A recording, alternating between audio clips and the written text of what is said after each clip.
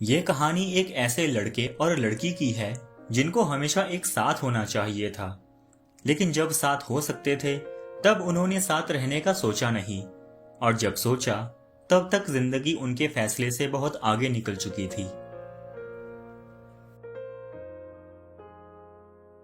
चित्रा पाठक एक famous writer थी।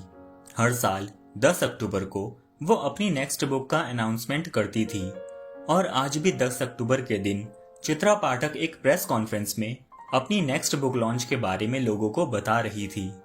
एक और मिस्ट्री राइटर थी सुरभि पराशर, जो एक बेस्ट सेलिंग 3 बुक्स सीरीज लिख रही थी। ये बुक्स वैसे तो बच्चों के लिए थी, लेकिन हर उम्र के लोग सुरभि पराशर के बुक्स को पढ़ते थे। चित्रा पाठक को सब लोग जानते थे, लेकिन सुरभि पराशर को आज तक किसी ने नहीं देखा था। प्रेस कॉन्फ्रेंस में चित्रा कहती है, सुरभि पराशर की 3 बुक्स की सीरीज की पहली 2 बुक्स सुरभि पराशर ने ही लिखी है, लेकिन तीसरी बुक का पहला हिस्सा सुरभि ने लिखा है, लेकिन उसका दूसरा हिस्सा मैंने लिखा है। ये सुनकर सब लोग चौंक जाते हैं। आज की चित्रा और 10 साल पहले की चित्रा में कोई फर्क नहीं था। वही चित्रा जो आज से करीब 10 साल पहले बनारस गई थी। नदी के किनारे एक कैफे था। वहां बहुत भीड़ थी और टेबल खाली नहीं थे, इसलिए वेटर ने सुदीप और चित्रा को एक साथ बिठा दिया। सुदीप की उम्र 25 साल थी और चित्रा की उम्र 27 साल। वो दोनों एक दूसरे से बातें करने लगे। सुदीप ने कहा, मैं बुक माई ट्रिप का फाउंडर और सीईओ हूं और कुछ दिन बनारस में घूमने आया हुआ हूं। मैं लखनऊ से हूं, लेकिन मुंबई में रहता हूं। बुक माई ट्रिप एक बहुत बड़ी कंपनी थी और बिजनेस वर्ल्ड में सुदीप बहुत पॉपुलर था। फिर चित्रा ने कहा, मैं राइटर हूं और दिल्ली में रहती हूं। मैं अपनी बुक में स्टक हो गई थी, इसलिए माइंड फ्रेश करने बनारस चली आई। वो दोनों काफी अलग थे, लेकिन उनका कनेक्शन नेचुरल था। शाम को जब सुदीप 80 घाट पे पहुंचा तो उसने देखा कि चित्रा वहां पे बैठी हुई है। वो उसके साइड में जाकर बैठ गया और बातें करने लगा। चित्रा ने सुदीप से पूछा, एक बात बताओ, जिस तरह के हाई प्रोफाइल टाइप तुम हो, तुमने कल कैफे में मुझसे बात शुरू क्यों की? तुम चाहते तो मुझे अवॉइड कर सकते थे। सुदीप ने जवाब देते हुए कहा, मैंने तुमसे इसलिए बात करी क्योंकि कल भी तुम्हारे हाथ में ये बुक थी। चित्रा ने हाकुरी मुराकामी की एक बुक हाथ में पकड़ी हुई थी, what we talk about when we talk about running. कुछ देर बातें करने के बाद वो दोनों चुप बैठकर बहते पानी को देखने लगे। वो दोनों अपनी जिंदगी के बारे में सोच रहे थे और दोनों की आंखों में आंसू आ गए थे कि उनकी जिंदगी ने उन्हें कहां पर लाकर खड़ा कर दिया है। फिर वो दोनों अपने अपने होटल्स चले गए। अगले दिन सुदीप अपने प्रोग्राम के हिसाब से सारनाथ घूमने चला गया। सुदीप के बनारस आने की वजह कुछ और ही थी। वो एंटी डिप्रेसेंट दवाइयां ले रहा था और डॉक्टर ने उसे सलाह दी थी कि तुम काम से ब्रेक ले लो। सुदीप पढ़ाई में बहुत अच्छा था। उसके पापा उसे आईआईटी में भेजना चाहते थे, लेकिन सुदीप लखनऊ में अपने पेरेंट्स को छोड़कर मुंबई आ गया। वो शेयर मार्केट में पैसे इन्वेस्ट करने लगा और उसके बाद उसने बुक माई ट्रिप कंपनी स्टार्ट कर दी, लेकिन उसे अपने बिजनेस को एक्सपेंड करने की बहुत टेंशन थी, जिसकी वजह से वो डिप्रेस भी रहने लगा था। सारनाथ से आने के बाद सुदीप और चित्रा मिले और सुदीप ने उसे अपने होटल भी चलने को कहा। चित्रा थोड़ा झिझकी, लेकिन फिर उसने होटल चलने के लिए हाँ बोल दिया। रास्ते में चित्रा ने सुदीप के लिए मुराकामी की एक बुक भी खरीदी, काफ्का ऑन द शोर, और उसके फर्स्ट पेज पे लिखा, with love, luck and light, और उसने आज की डेट भी डाली 10-10-10। सुदीप ने चित्रा को कहा, आज का दिन शादी के लिए लकी होता है। तब चित्रा ने कहा, अच्छा, अगर मुझे पहले पता होता तो आज ही के दिन शादी करती।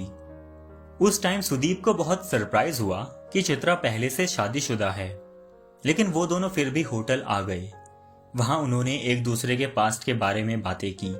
सुदीप ने चित्रा से रोते हुए कहा, मेरे पापा के साथ मेरे रिलेशंस तब खराब हो गए थे जब मैं घर छोड़कर मुंबई आ गया था, और अब अपने काम की वजह से मैं डिप्रेशन में हूं। उस टाइम चित्रा सुदीप को गले से लगा लेती है। फिर चित्रा सुदीप से कहती है, मैंने शादी की थी, लेकिन फिर मेरा डिवोर्स हो गया था। मैं जॉब भी करती थी लेकिन फिर मैंने राइटर बनने के लिए जॉब छोड़ दी थी। पर मैं पिछले 2 साल से अपनी बुक पे ही काम कर रही हूँ। वो दोनों एक साथ बेड पे लेट गए और थोड़ी देर बाद सुदीप सो गया। चित्रा ने सुदीप के साथ सेल्फी ली, उसे 1-2 बार देखा और फिर डिलीट कर दी और फिर वो सोने की कोशिश करने लगी। सुबह उठकर दोनों 80 घाट पे जाकर नाव में बैठ गए। वहां एक बाबा भी आकर बैठ गया जो गाना गा रहा था, सब ठाट पड़ा रह जावेगा जब लाद चलेगा बंजारा। सुदीप के दिमाग में ये लाइन बैठ गई और वो अपनी जिंदगी के बारे में सोचने लगा। उनकी फ्लाइट का टाइम हो रहा था, इसलिए वो दोनों एयरपोर्ट आ गए। जब सुदीप ने चित्रा से पूछा कि अब कब मुलाकात होगी, तो चित्रा ने मुराकामी की उसी बुक पे 10-10-10 के नीचे लिख दिया 10 अक्टूबर 2011 और कहा बस 1 साल बाद मिलते हैं। सुदीप अपने एसोसिएट अभिजात के साथ दिल्ली आया हुआ था। अपने बिजनेस को एक्सपेंड करने के लिए उसने अपनी कंपनी के 15% शेयर्स 200 करोड़ रुपयों में बेच दिए। फिर उसने चित्रा को कॉल किया। चित्रा ने कहा, तुम्हें आने से पहले बताना तो चाहिए था ना, और आज 10 अक्टूबर नहीं, आज 9 अक्टूबर है और मैं दिल्ली में भी नहीं हूं, मैं उत्तराखंड में कैंची धाम आई हुई हूं। सुदीप ने कहा, ठीक है, मैं वहां आ रहा हूं। सुबह 6 बजे सुदीप आश्रम के बाहर था। चित्रा आई और उसने सुदीप को गले से लगाया। चित्रा ने कहा, चलो मुक्तेश्वर चलते हैं, वहां एक छोटा सा गांव है, सोना पानी। रास्ते में चित्रा ने पूछा, और बताओ पिछले 1 साल में तुम्हारी लाइफ में सबसे बड़े 2 चेंजेस क्या आए हैं?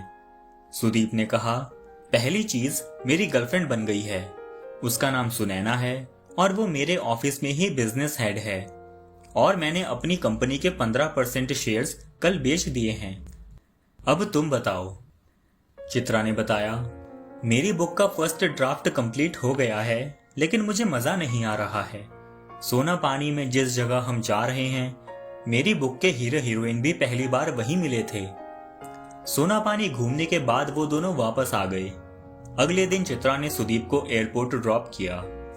सुदीप ने मुराकामी की बुक फिर निकाल के चित्रा को दी और चित्रा ने उस पे अपने मिलने की नेक्स्ट ईयर की डेट लिखी 10 अक्टूबर 2012। सुदीप ने कहा, जब हम नेक्स्ट टाइम मिलेंगे तब तुम एक बड़ी राइटर बन गई होंगी। चित्रा की बुक अभी तक पब्लिश नहीं हुई थी, तो उसे पैसों की कमी होने लगी थी। इंडियन पब्लिशर हाउस की एक एम्प्लॉय रुचिका ने चित्रा से कहा, हम तुम्हारी बुक इस साल पब्लिश नहीं कर सकते हैं, लेकिन तुम घोस्ट राइटिंग कर सकती हो, इसके तुम्हें बहुत अच्छे पैसे मिलेंगे। चित्रा को पैसों की जरूरत तो थी ही, इसलिए उसने घोस्ट राइटिंग करने के लिए हाँ बोल दिया। घोस्ट राइटिंग में जो राइटर रियल में बुक लिखता है, वो बुक उसके नाम से पब्लिश नहीं होती, बल्कि उसके नाम से पब्लिश होती है जो पैसे दे रहा होता है। चित्रा बहुत उदास फील कर रही थी। जब उसे सुदीप का कॉल आया तो उसने कहा कि मुझे तुमसे मिलना है। सुदीप ने उसके लिए फ्लाइट टिकट और ताज होटल में रूम बुक कर दिया। उसी शाम को सुदीप, अभिजात और सुनैना के इन्वेस्टर्स के साथ मीटिंग भी थी। सुदीप उस मीटिंग में बस थोड़ी देर के लिए ही गया और फिर वो चित्रा से मिलने चला गया। ये बात अभिजात और सुनैना को अच्छी नहीं लगी। रात को ही सुदीप और चित्रा टहलने निकल गए। चित्रा बोली, मेरी बुक पब्लिश नहीं हो रही है और अब मुझे पैसों की बहुत कमी भी होने लगी है।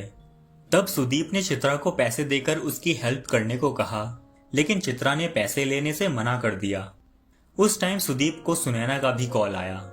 वो सुदीप से इस बात पे लड़ना चाहती थी कि तुम मीटिंग से इतनी जल्दी क्यों चले गए थे, लेकिन सुदीप ने ज्यादा बात नहीं की और कॉल काट दिया। सुदीप अपने रूम से मुराकामी की वही बुक ले आया और कहा, नेक्स्ट डेट लिख दो। चित्रा ने लिखा 10 अक्टूबर 2013 और मुस्कुराते हुए कहा, जब मेरी बुक पब्लिश होगी तो उसके पहले पेज पे यही साइन करूंगी। इसके बाद चित्रा ने लाइट बंद कर दी और दोनों एक दूसरे से चिपक कर सो गए।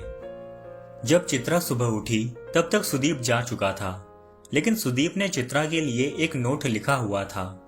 इस पे लिखा था, तुम्हारी पीठ पर मैं उंगली से किसी ऐसे शहर का नाम लिखना चाहता हूं जहां हम दोनों ना गए हों। मुझे नहीं मालूम कि हम तुम्हारी पीठ पर लिखे शहर कभी जा पाएंगे या नहीं। इसको पढ़कर जवाब में कुछ मत लिखना। बस जल्द से जल्द अपनी किताब पूरी कर लो। जो शाम खो जाती है वो बस अधूरी किताब में मिलती है। Thanks for coming, love, Sudeep. Sudeep ने नोट में लव लिखकर उसे काटा हुआ था। चित्रा ने उसे 3 बार छू कर देखा।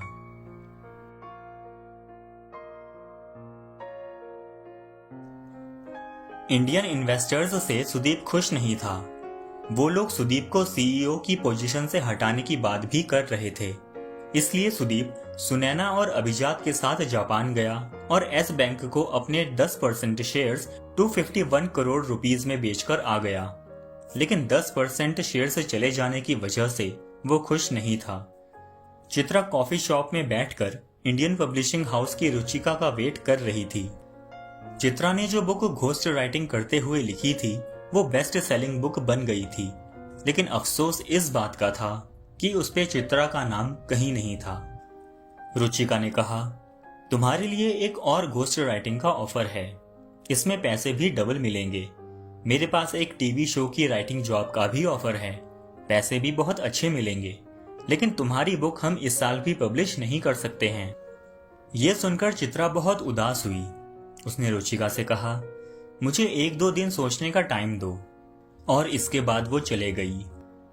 10 अक्टूबर 2013 की शाम को सुदीप और चित्रा दोनों ही बहुत उदास थे। उस टाइम चित्रा के साथ एक लड़का भी था। चित्रा के लिए ऐसे लड़कों के साथ सोना कोई नई बात नहीं थी। अपना अकेलापन दूर करने के लिए वो दूसरे लड़कों के साथ टाइम स्पेंड किया करती थी। और जब तक सुदीप की गर्लफ्रेंड नहीं बनी थी तब तक वो भी अलग अलग लड़कियों को डेट किया करता था, जिसमें से कुछ एक्ट्रेसेस भी होती थी। लेकिन अब वो सुनैना के साथ था जो बेड में उसके साइड में ही लेटी हुई थी। फिर सुदीप ने चित्रा को कॉल किया और उन्होंने थोड़ी बात की। तभी उस लड़के ने आवाज लगाकर चित्रा को बुलाया। उस लड़के की आवाज सुनकर सुदीप को थोड़ा अजीब लगा और उसने एकदम से फोन काट दिया। तब चित्रा ने उस लड़के को वहां से जाने को कह दिया। फिर सुदीप ने चित्रा को मैसेज सेंड किया, if you are not together for real reasons like kids, security और emotional support, then we should be together for unreal reasons like happiness, good company and comfort. ये मेरी लाइंस नहीं है, लेकिन मैंने कहीं पढ़ी थी। चित्रा ने रिप्लाई किया, रसल क्रो की एक मूवी थी ब्रेकिंग अप, उसमें ये लाइंस थी। और ये साल ऐसे ही खत्म हो गया। सुदीप गोवा एयरपोर्ट पे चित्रा का इंतजार कर रहा था। जैसे ही चित्रा उसके पास आई, सुदीप ने कहा, वो लड़का कहाँ है जिसकी आवाज लास्ट टाइम मुझे कॉल पे सुनाई दी थी? चित्रा ने कहा, उसे तो मैं उसी टाइम भूल गई थी।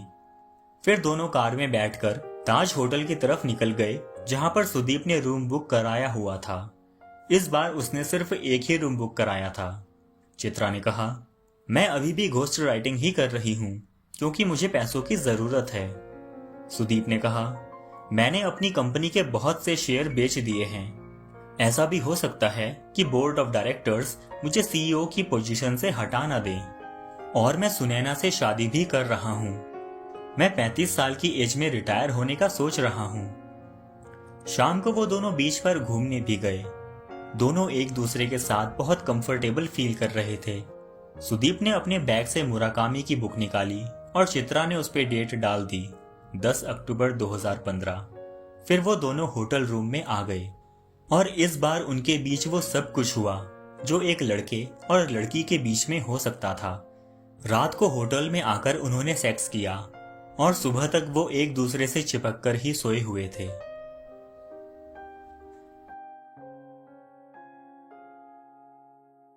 दस अक्टूबर 2015 की सुबह सुनैना और अभिजात सुदीप को एक कॉन्फ्रेंस रूम में लेकर गए और उसे एक लेटर देते हुए बोले, बोर्ड ऑफ डायरेक्टर्स ने तुम्हें सीईओ की पोजीशन से हटा दिया है। अब अभिजात सीईओ है। ये फैसला बोर्ड ऑफ डायरेक्टर्स ने कल रात 1 बजे लिया था। रात हो गई थी इसलिए तुम्हें बताया नहीं था। उस टाइम सुदीप को इतना गुस्सा आया कि वो कुछ बोल भी नहीं पाया। वो बस अपने ऑफिस में गया और अपनी मां की फोटो लेकर वहां से चला गया। फिर वो एयरपोर्ट गया और उसने लखनऊ की फ्लाइट बुक करा ली। सुदीप को सीईओ की पोजीशन से हटाने की न्यूज को देश के सभी न्यूज चैनल से चलाने लगे। न्यूज़पेपर्स और मैगजीन्स आर्टिकल्स लिखने लगे और ट्विटर पर भी ये टॉपिक ट्रेंड होने लगा। चित्रा ने भी न्यूज देखी तो उसे सुदीप की टेंशन हुई। फिर सुदीप ने चित्रा को कॉल किया और कहा, मैं लखनऊ जा रहा हूं, तुम भी आ जाओ। चित्रा ने पूछा, मैंने कभी तुमसे पूछा नहीं, तुम्हारी फैमिली में कौन कौन है? सुदीप ने कहा, अब बस पापा ही हैं। मेरी मम्मी की डेथ बहुत टाइम पहले हो गई थी। जब मैं 12th के बाद पढ़ाई छोड़कर मुंबई आ गया था तब पापा गुस्सा हो गए थे। वो मम्मी को रोज रोज सुनाया करते थे। मम्मी बहुत रोती थी। एक दिन मम्मी सोई और उठी ही नहीं। खैर, मैंने तुम्हें एड्रेस सेंड कर दिया है, तुम आ जाओ। चित्रा ने फ्लाइट बुक करने की कोशिश की लेकिन सब फ्लाइट्स बुक्ड थी। फिर उसने टीटी को पैसे देकर ट्रेन टिकट बुक करा लिया। पूरे रास्ते उसे चिंता होती रही कि वो 10 अक्टूबर को सुदीप से नहीं मिल पाई। सुदीप के पापा ने गोमती नगर में अपना घर बनाया हुआ था। वो एक रिटायर्ड टीचर थे। 11 अक्टूबर को चित्रा भी वहां पहुंच गई थी। तीनों बैठकर बातें कर रहे थे। पापा ने बताया, सुदीप भी बचपन में लिखा करता था। ये सुनकर चित्रा को हैरानी हुई। चित्रा ने पूछा, आप यहाँ अकेले कैसे रहते हैं? पापा ने कहा, मैं सुदीप की मम्मी को बहुत याद करता रहता हूँ। चित्रा ने पूछा, आप दोनों की लव मैरिज हुई थी? पापा ने कहा, हाँ, हमारी कास्ट अलग थी इसलिए मैंने कभी उनका सरनेम चेंज नहीं किया था। शाम को सुदीप ने चित्रा को हजरतगंज घुमाया और चाट भी खिलाई। तभी उसे अभिजात का कॉल आ गया। अभिजात ने सुदीप को बताया कि इन्वेस्टर्स उसे वन टाइम सेटलमेंट के पैसे देना चाहते हैं। लेकिन सुदीप ऐसे एक्ट कर रहा था जैसे उसे कुछ मिल ही ना रहा हो। उसके सारे प्रिविलेजेस बंद हो गए थे जो कंपनी की तरफ से उसे मिले हुए थे। सुदीप अभिजात पे 1-2 बार चिल्लाया भी, लेकिन अब कुछ नहीं हो सकता था। सुदीप बहुत डिप्रेस फील कर रहा था। रात को चित्रा सुदीप के रूम में गई और उसने सुदीप को गले से लगा लिया। सुदीप जोर जोर से रोने लगा। वो दोनों एक साथ ही रूम में सो गए। सुबह चित्रा ने अपना नंबर सुदीप के पापा को दिया और फिर वो सुदीप के उठने से पहले ही दिल्ली के लिए निकल गई। सुदीप ने कोर्ट केस कर दिया था और अपनी ही कंपनी में अपने हिस्से के लिए लड़ रहा था। उसका मामला अभी national company law tribunal NCLT में चल रहा था। लखनऊ में अपने पापा के साथ रहने की वजह से अब उसके पापा के साथ भी उसके रिश्ते बेहतर हो गए थे। सुदीप को दूसरी कंपनी से पार्टनरशिप के ऑफर आए थे, लेकिन वो ये सब काम फिर से नहीं करना चाहता था, बल्कि अब 32 साल की एज में ही रिटायरमेंट ले रहा था। उधर चित्रा की जिंदगी में भी बदलाव आ रहे थे। पब्लिशिंग हाउस के मालिक ने चित्रा को एक नई बुक लिखने को कहा और उसे कुछ एडवांस रॉयल्टी भी दे दी। अगर रुचिका ना होती तो चित्रा की बुक पहले ही पब्लिश हो चुकी होती, लेकिन रुचिका चित्रा से घोस्ट राइटिंग करवाकर बीच में पैसे खाती थी। जब ये बात पब्लिशिंग हाउस के मालिक को पता चली तो उन्होंने रुचिका को नौकरी से निकाल दिया। चित्रा हिमाचल में एक वर्कशॉप के लिए गई हुई थी और उसने सुदीप को भी वहीं बुला लिया। वहां बच्चों के साथ टाइम बिताकर सुदीप का मन भी लिखने का करने लगा। वहां सुदीप ने चित्रा को यह भी बताया कि मेरा और सुनैना का ब्रेकअप हो गया था। फिर अभिजात और सुनैना रिलेशनशिप में आ गए थे और अब वो दोनों शादी भी कर रहे हैं। चित्रा ने कहा, मेरी बुक भी नेक्स्ट ईयर तक पब्लिश हो जाएगी। नेक्स्ट ईयर तो मेरी ही बुक पे डेट डलवाना। जब सुदीप ने मुराकामी की वो बुक चित्रा को दी नेक्स्ट ईयर की डेट डालने के लिए, तो जिस पेज पर बुकमार्क लगा हुआ था उस पे लिखी हुई डेट चित्रा ने पढ़ी। But one thing is certain, when you come out of the storm you won't be the same person who walked in. That's what this storm was all about.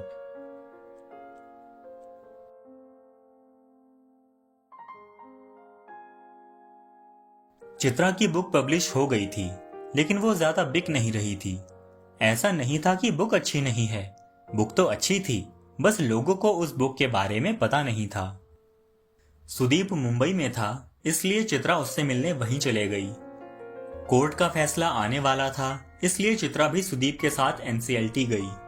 जज ने फैसला सुनाया कि सुदीप को बुक माई ट्रिप कंपनी 310 करोड़ रुपए देगी और वो चाहे तो कंपनी में काम भी कर सकता है। लेकिन सुदीप ने कंपनी में काम करने से मना कर दिया। उसने अपना पैसा 3 हिस्सों में बांट दिया। 40% कंपनी के पुराने लोगों में, 40% एनजीओ को और 20% उसने अपने पास रखा। होटल में चित्रा ने पूछा, क्या हमारी शादी का कुछ सीन हो सकता है क्या? सुदीप ने मना करते हुए कहा, मुझे नहीं लगता कि तुम्हें दोबारा से शादी करने का सोचना चाहिए। चित्रा ने भी सोचा कि उसकी पहली शादी सक्सेसफुल नहीं रही थी, तो उसे दोबारा से शादी करने का नहीं सोचना चाहिए। इसके बाद चित्रा दिल्ली चले गई और सुदीप लखनऊ चले गया।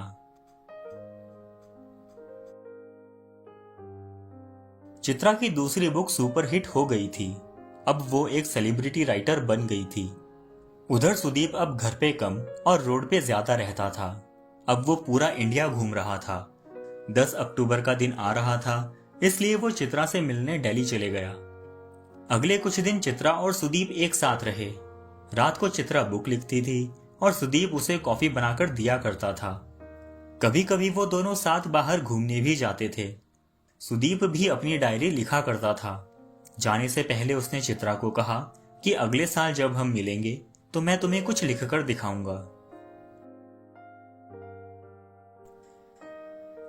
चित्रा और सुरभि पराशर की एक और बुक पब्लिश हो गई थी और दोनों ही बुक बहुत ज्यादा बिक रही थी। चित्रा को तो सब जानते थे, लेकिन सुरभि को कोई नहीं जानता था। चित्रा बनारस आई हुई थी और उसने सुदीप को भी वहीं बुला लिया। दोनों 80 घाट पर कुल्हड़ वाली चाय पी रहे थे। तभी वहां पर वो बाबा आकर बैठ गया जो उन्हें 10 साल पहले मिला था। बाबा ने सुदीप से पूछा, कुछ बेचैनी कम हुई तेरी? सुदीप ने मुस्कुराकर जवाब दिया, सब ठाठ पड़ा रह जावेगा जब लाद चलेगा बंजारा। फिर बाबा ने सुदीप को मणिकर्णिका घाट जाने को कहा। दोनों नाव में बैठकर मणिकर्णिका घाट जाने लगे। ये नाव वाला भी वही था जो इन्हें 10 साल पहले मिला था। वहां उन्होंने देखा कि बहुत सारी डेड बॉडीज जलाई जा रही है। कोई जवान लड़का अपने बूढ़े बाप की लाश जला रहा था, तो कोई बूढ़ा बाप अपने जवान बेटे की। सामने दीवार पर लिखा था, माया मरी न मन मरा, मर मर गए शरीर, कबीरदास। इन सब बातों का सुदीप पे इतना गहरा असर हुआ कि घाट पे उतरते ही उसने चित्रा से कहा, मुझे अपने पापा से मिलना है, चलो लखनऊ चलते हैं। घर पहुंचकर सुदीप ने अपने पापा और चित्रा को सामने बैठाया और उनके सामने सुरभि पराशर की बुक रखते हुए बोला, ये बुक मैंने लिखी है। सुदीप के पापा ने कहा, मुझे लगा ही था कि ये तू है। चित्रा अभी भी कंफ्यूज थी। सुदीप के पापा ने कहा, मुझे ऐसा इसलिए लगा था क्योंकि सुदीप की मां का नाम भी सुरभि पराशर था। तब सुदीप अपने पापा को गले से लगाकर रोने लगा। वो बोला, मां के जाने के बाद मैं आपसे नफरत करने लगा था। मुझे माफ कर दीजिए पापा, मैं हमेशा आपसे दूर भागता रहा। उस रात सुदीप अपने पापा के साथ उनके रूम में ही सोया। रात में उसके पापा बार बार खांसकर उठ रहे थे। उसने सोचा कि एक उम्र के बाद बिस्तर पर अकेला सोना इस दुनिया का सबसे बड़ा काम है।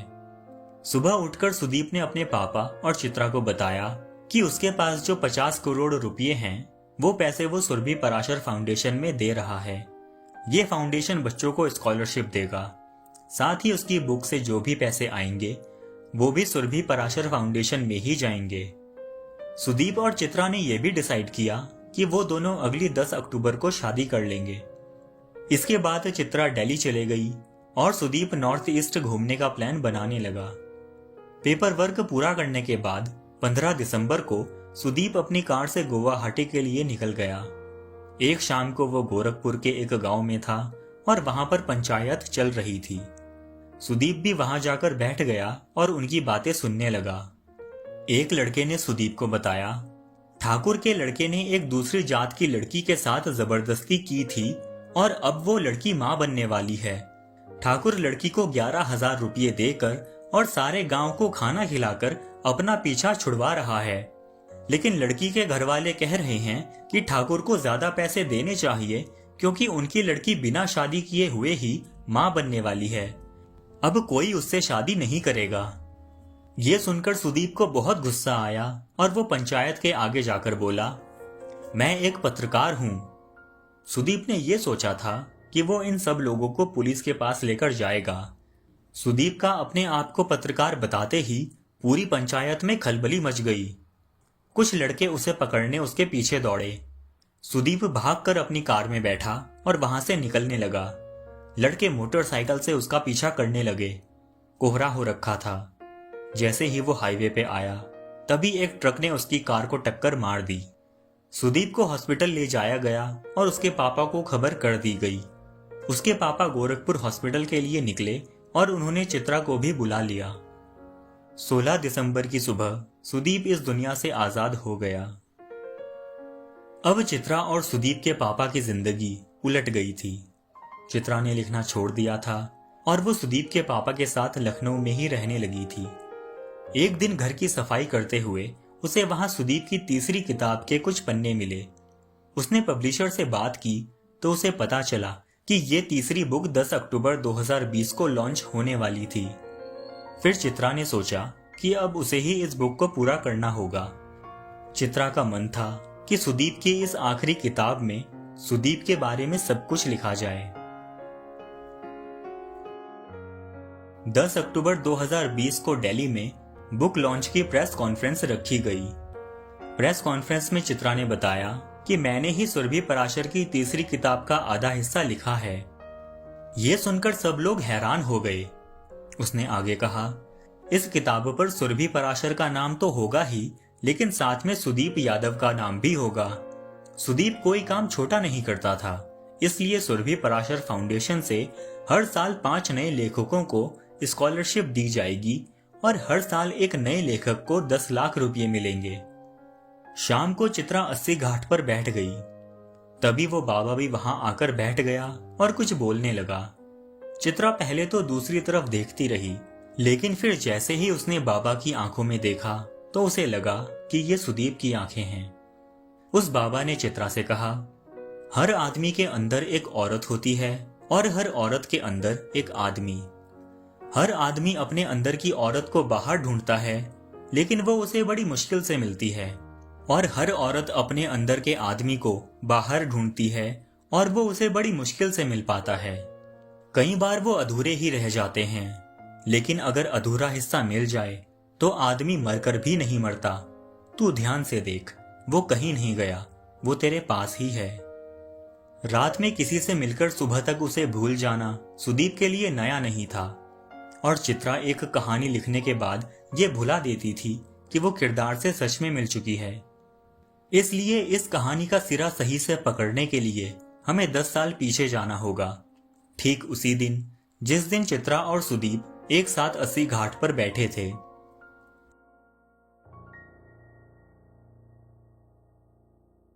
जब सुदीप ने चित्रा से उसके रोने का कारण पूछा तो चित्रा ने कहा, मैं चाहती हूं कि मेरी किताबें लाखों में बिके, हर कोई मुझे पहचाने और मेरे पास बहुत पैसे हों।